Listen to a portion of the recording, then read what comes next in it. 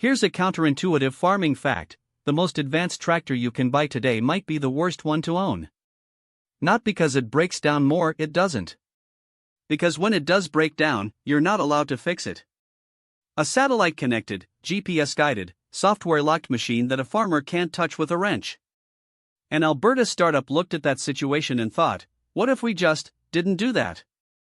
Modern John Deere tractors run on software so proprietary that fixing them requires a dealership-authorized technician with a special laptop.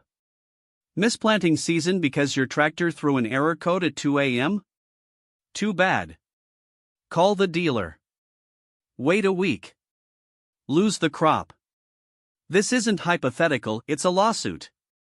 Farmers across the US and Canada have been fighting for the right to repair their own equipment for years. The machines work fine. The business model is what's broken.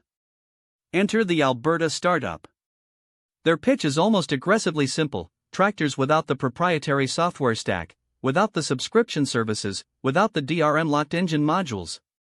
Basic mechanical systems. No screens you can't read. No codes only a dealer can clear. They sell for roughly half the price of comparable high-tech models. And farmers can fix them with tools they already own, which is, historically, how all tools used to work. Here's the economic logic. A $150,000 precision agriculture tractor that breaks at the wrong moment and can't be repaired locally costs infinite money per hour of downtime during harvest. A $75,000 tractor that a farmer can patch with spare parts from a shelf costs nothing but time and a tutorial. The so-called dumb machine doesn't lose to the smart one on specs. It wins on total cost of ownership, a phrase that sounds boring but contains, quite literally, someone's livelihood.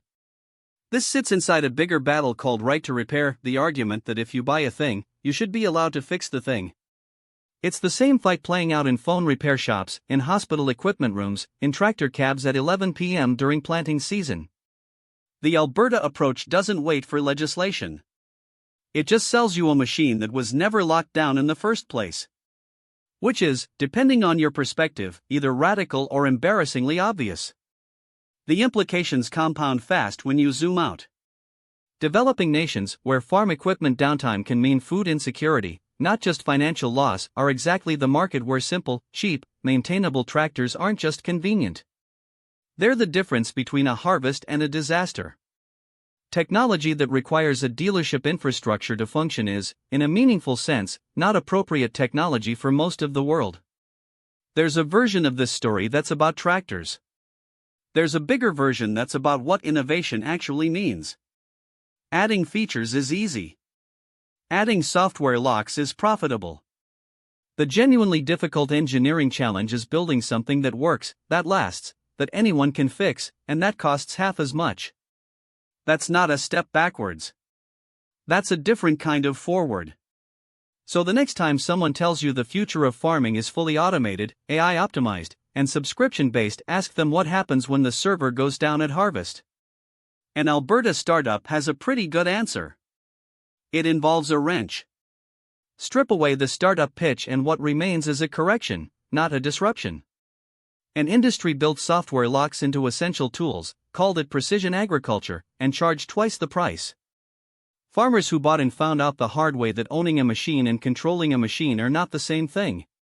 An Alberta company decided the actual competitive advantage was just not doing that: simpler mechanicals, no proprietary stack, half the cost, a wrench that works at 2 a.m. And when you extend the logic to developing markets, where dealership infrastructure doesn't exist and a missed harvest isn't a bad quarter but a food crisis, the math stops being about market share. And starts being about whether the technology was ever appropriate in the first place. What strikes us isn't that John Deere locked down their tractors, that's just a company optimizing for revenue. What strikes us is how long we accepted the framing that came with it. We called it smart. We called it the future. We didn't ask who the complexity was actually serving. We think the Alberta approach is honest in a way the industry stopped being: a tool belongs to the person using it.